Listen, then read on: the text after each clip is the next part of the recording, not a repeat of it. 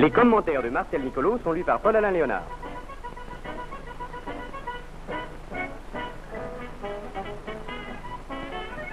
Toulouse, capitale du rugby, s'est réveillée le matin de la grande finale sous un ciel gris. De gros nuages ont caché le fameux sous l'aile d'or qu'ont exalté les chantres languedociens. Dans une ville où le sport roi a suscité tant de fébriles enthousiasmes, au paradoxe, le plus grand calme règne. Il est vrai que l'honneur méridional n'est pas en jeu puisque ce sont deux formations inédites qui vont disputer tout à l'heure l'ultime partie officielle de la saison 1953-54. Ce calme, pourtant, les supporters des deux équipes vont se charger de le troubler. Leur bruyante cohorte, amenée par des trains spéciaux, déferle dans les rues de la Cité Rose.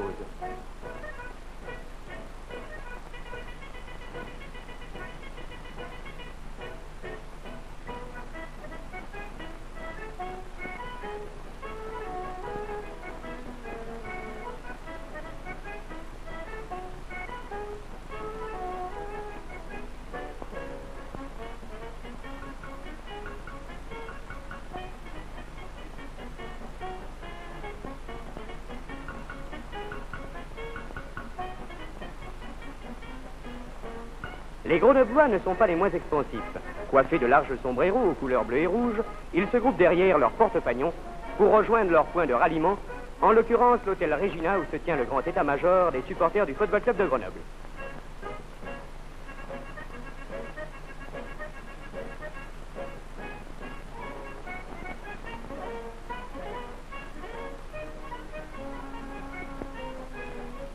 Voici les supporters cognatais.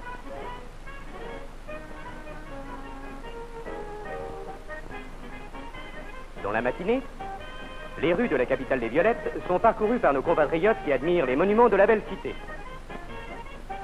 D'un coup d'aile, transportons-nous à Blagnac, l'aéroport de Toulouse, où les joueurs grenoblois sont arrivés la veille, après avoir passé une journée de repos et de décontraction dans la calme station de Saint-Féréol. Sûrs de leur forme, animés par une calme volonté, ils attendent patiemment l'heure du grand choc. Leur visage reflète le plus parfait optimisme. Cette finale n'est-elle pas un match comme les autres? Et le rugby, n'est-il pas un jeu? Au bar, c'est l'instant des discussions animées. Le sympathique ex-capitaine du FTG, Marcel Jolle, redevenu Biarrot depuis 2 ans, a tenu à apporter ses encouragements à ses anciens coéquipiers. Monsieur Trézy, du Stade Toulousain, écoute attentivement le discours de Bichon en train de vivre les plus belles heures de sa glorieuse carrière sportive. Monsieur Louis Peraldi est plongé dans la lecture du Dauphiné dimanche. Dans le vaste hall de l'aéroport, tandis que Duo griffonne des cartes souvenirs, Baquet et Claret se reposent dans de confortables fauteuils. Plus loin, c'est le coin des enfants terribles. Les avants ont voulu éprouver la sensibilité, si l'on peut dire, de la bascule. Nous faisons le poids, semble dire l'enfranchi.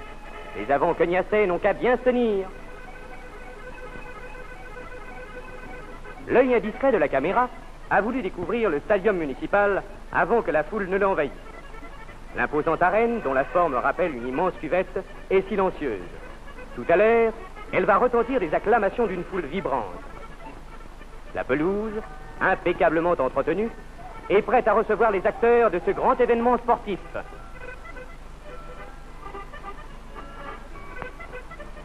Bien avant l'heure fixée, les gradins sont occupés par la foule. Tous les records d'affluence et de recettes vont être largement battus. 40 000 spectateurs et 15 millions dans les caisses de la Fédération française de rugby.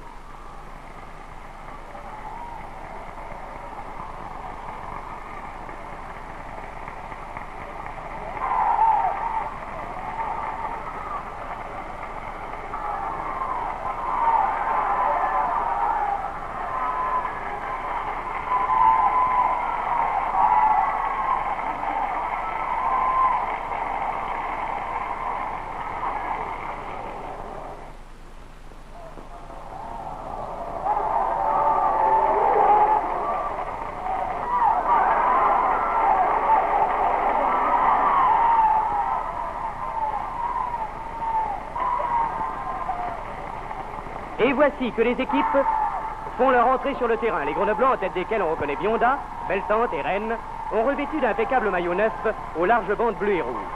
Les Cognassais, emmenés par le capitaine, l'international Bienès, sont en blanc. Ce sont eux qui donnent le coup d'envoi. Mais Claret est à la parade et dégage loin aux touches.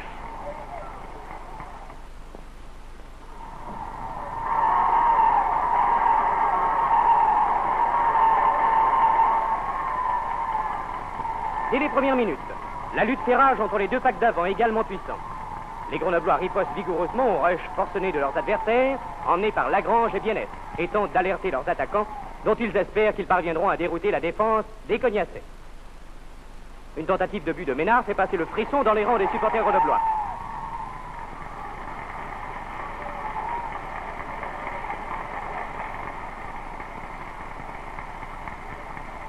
Le jeu des Grenoblois paraît plus étudié, plus méthodique. Devant s'efforce d'effectuer des mêlées ouvertes, et ils y réussissent même très bien. Hélas, un hors-jeu ne leur permet pas d'exploiter cet avantage. Un coup de pied de pénalité sanctionne néanmoins cette faute, mais Échevet ne peut réussir le but. Chaque fois qu'il est en possession du ballon, le demi-mêlée cognassais Dumont, l'un des meilleurs joueurs sur le terrain, se signale par des offensives de style, et il faut toute la vigilance des troisièmes lignes grenoblois pour enrayer ces dangereux mouvements.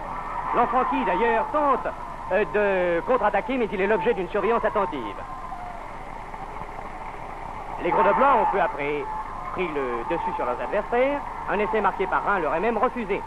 Mais cette fois, l'impulsion est donnée et les offensives grenobloises se précipitent, lancées par le tandem Liénard-Baquet et continuées par Beltente, qui tente de percer en puissance.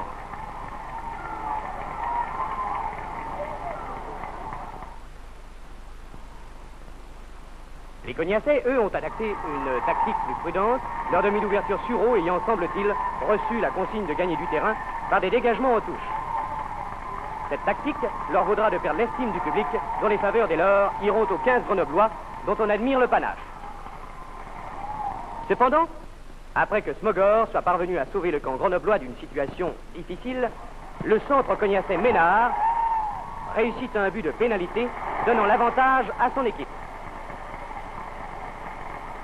Malgré ce coup du sort et les rushs du Rouquin Lagrange, qui déploie une activité débordante, les Grenoblois continuent à pratiquer un rugby de bonne qualité. De l'arrière, Claret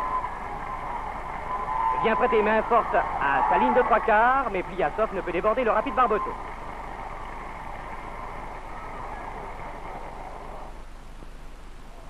Une belle offensive des Bleus et Rouges est terminée par un coup de pied à suivre de Beltente sur Morel, qui malheureusement ne peut empêcher le ballon de rouler en touche.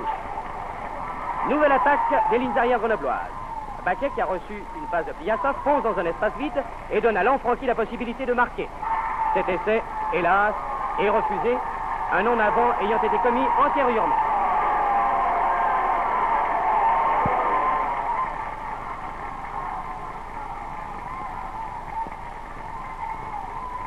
Les mêlées continuent de s'équilibrer. Dumont se trouve la touche et c'est la mi-temps. Sur le score, Cognac 3, Grenoble 0. Bichon profite de ces quelques minutes de repos pour donner des conseils aux uns, encourager les autres. Le moral ne paraît d'ailleurs pas affecté et le passif de 3 points devrait être comblé au cours du deuxième acte.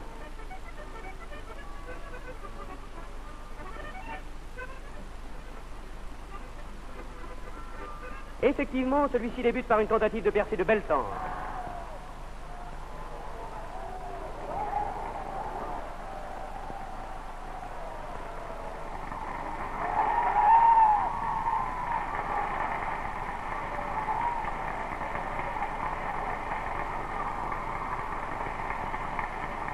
Échevet donne à suivre à Morel, qui fonce et parvient à bloquer l'arrière cognassé Mourou, qui lâche le ballon que Coquet dégage en touche. Par de judicieux coups de botte, Baquet repose ses avants et gagne un terrain précieux. Liénard, de son côté, prend de plus en plus d'assurance. Il tente de s'échapper et Coquet se signale par une belle ouverture sur Baquet.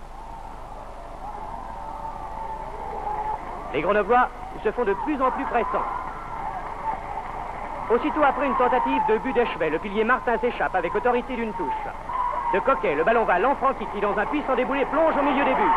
Calmement, Échevet ajoute les 2 points de la transformation et le Football Club de Grenoble mène par 5 points à 3. Un tonnerre d'applaudissements salue cet exploit et les supporters grenoblois exultent.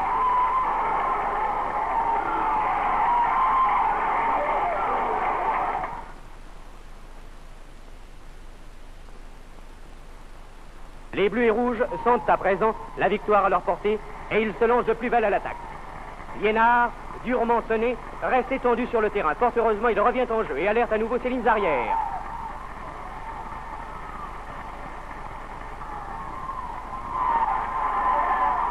Le pack d'avant Cognacet, bien que dominé, ne renonce pas encore et les mêlées s'équilibrent.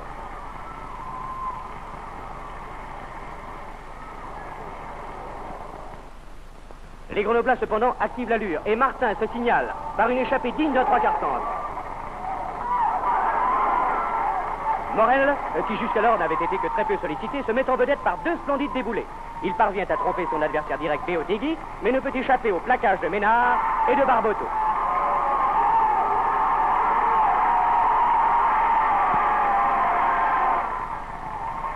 Une passe renversée de Baquet ne peut être reprise par Liénard et les Cognacets essayent à leur tour d'attaquer.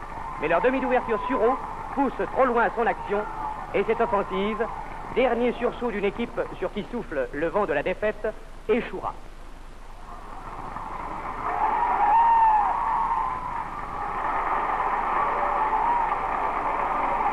Encore une tentative de but d'Echevet et c'est la fin du match. Le Football Club de Grenoble est champion de France. La foule des supporters enthousiastes envahit la pelouse, congratule les joueurs qui n'ont pas encore réalisé la grandeur de leur exploit dont ils viennent être les auteurs.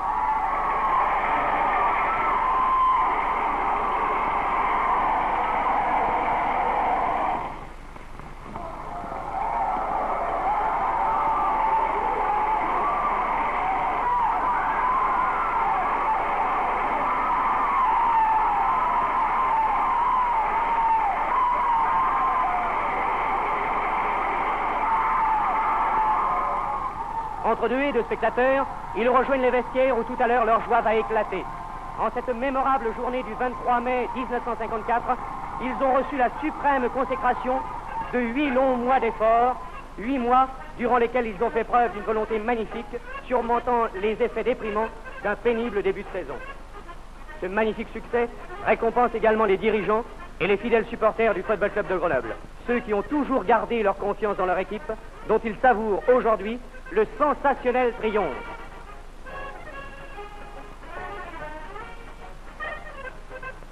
Nous sommes maintenant sur le quai de la gare, où règne une ambiance indescriptible. Tous les supporters ont fait ample provision d'optimisme pour une nouvelle nuit de veille dans le train spécial.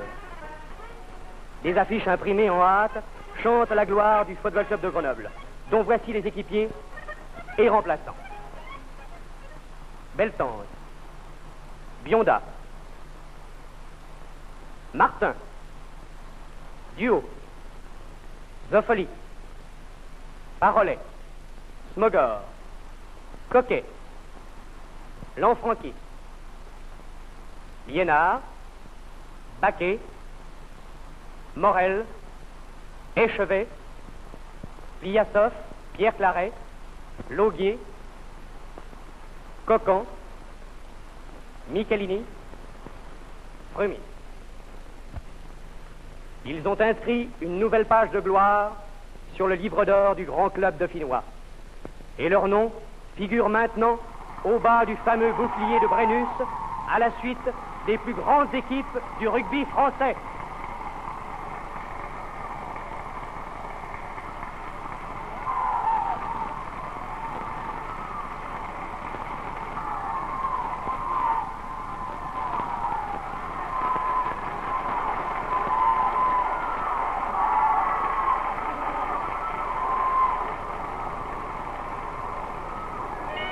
Parmi les réceptions qui émaillèrent la semaine, l'une des plus sympathiques fut celle qui réunit joueurs et dirigeants dans le cadre agréablement décoré de la cave des vins Nicolas. Nos amis du rugby dégustèrent aussi le fameux cru des Côtes d'Agly.